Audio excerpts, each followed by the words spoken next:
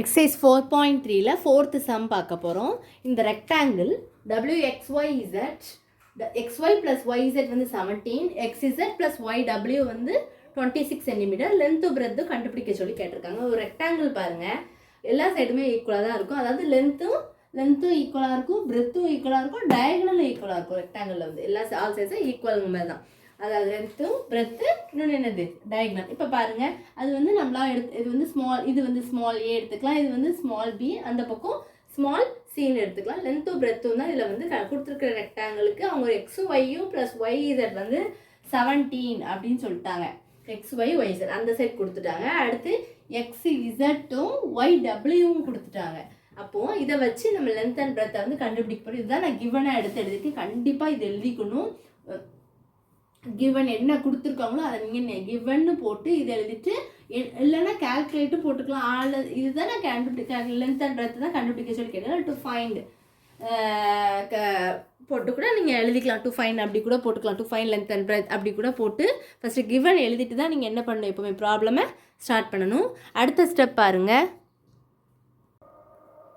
XY plus YZ equal to என்னது 17 கொடுத்துருக்காங்களா. இப்போது XY நம்ம வந்து பின்னு எடுத்திருக்கோம். அடுத்து YZ வந்து A ஈக்குவல் டு 17. நம்மளுக்கு B வேணும். 17 ப்ளஸ் A அந்த பக்கம் போனால் மைனஸ் A. இது வந்து ஃபஸ்ட் ஈக்குவேஷன் வச்சுக்கோங்க. அந்த பக்கமும் அதுவும் கொடுத்துருந்தாங்க. XZ plus YW equal to 26. நம்ம வந்து இதை அசியூம் பண்ணியிருந்தது சீனு. So C plus C equal 26, 2C equal to 26. C இந்த 2 மல்டிப்ளிகேஷன் அங்கே போனால் டிவிஷன் ஆயிரும். 26/2 வந்து உங்களுக்கு என்ன கிடைக்கும், 13 கிடைக்கும்.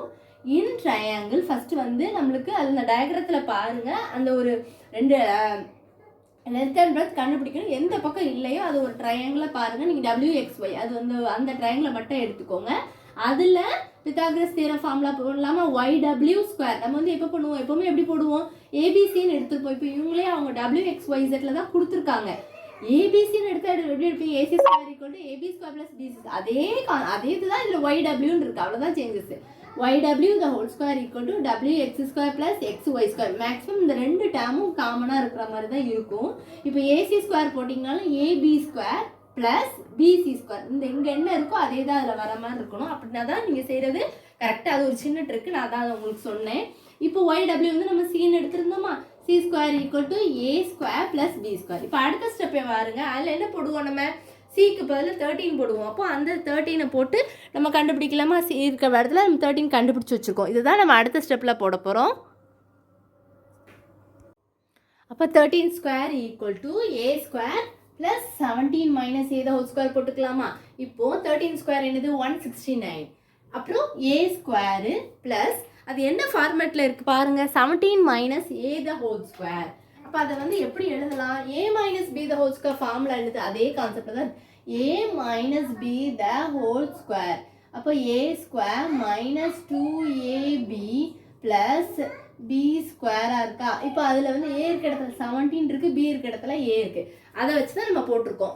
இப்போ A வந்து 17² 289 வந்துருமா, மைனஸ் 2 A இருக்க இடத்துல 17 இருக்குது, B இருக்க இடத்துல A இருக்குது. அப்போ 17 2 34, 34 into A 34A ப்ளஸ் B²ங்கிறது B இருக்க இடத்துல A இருக்கனால A² போட்டுக்கோங்க.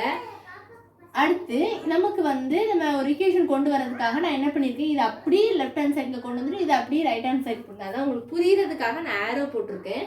இப்போ A² 289 minus 34A plus A² equal to இது அப்படியே இங்கே போட்டிருக்கேன். இப்போ இங்கேயும் A² இருக்கா, இதுலேயும் A² இருக்குது, இதுலேயும் A² இருக்குது. ஆட் பண்ணால் 2A². அடுத்து A மைனஸ் 34A.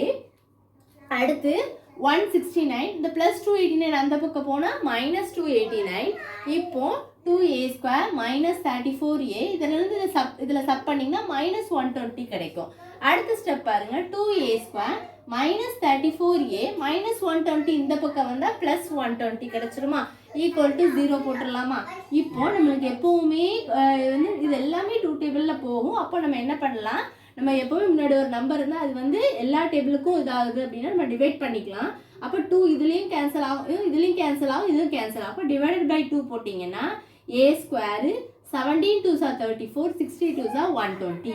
அப்போ ஒரு ஈக்குவேஷன் கிடச்சிட்டா. இதில் இருந்து நம்ம T ஃபேக்டர் நீங்கள் கண்டுபிடிப்பீங்கல்ல அந்த மெத்தட் போட்டு, அதை நான் எப்படின்னு சொல்லித்தரேன். அது போட்டிங்கன்னா உங்களுக்கு ஈஸியாக உங்களுக்கு கிடச்சிரும். அடுத்த ஸ்டெப் பாருங்கள். இதான் அடுத்த ஸ்டெப்பில் நம்ம டி ஃபேக்டர் போட்டு கண்டுபிடிக்க போகிறோம்.